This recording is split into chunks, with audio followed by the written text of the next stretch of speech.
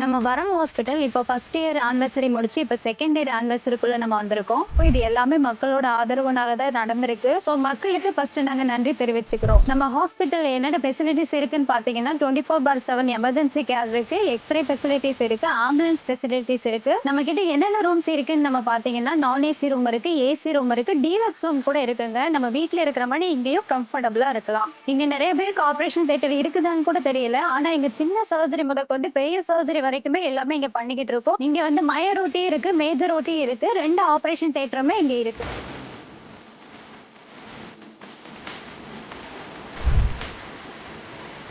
Surgery முடிஞ்சதுக்கு அப்புறம் patient shift பண்றதுக்கு ஐசியூ ஃபெசிலிட்டிஸ் இருக்கு, அடுத்து என்ஐசியூ இருக்கு, டெலிவரி பண்றதுக்கு லேப் ரூம் ஃபெசிலிட்டிஸ் கூட இங்க இருக்கு. இன்னும் பாத்தீங்கன்னா நம்ம புதுசா டயாலிசிஸ் ஓபன் பண்ணிருக்கோம், பிசியோதெரபி இருக்கு, அண்ட் லேப் கூட நம்ம கிட்ட இருக்குங்க.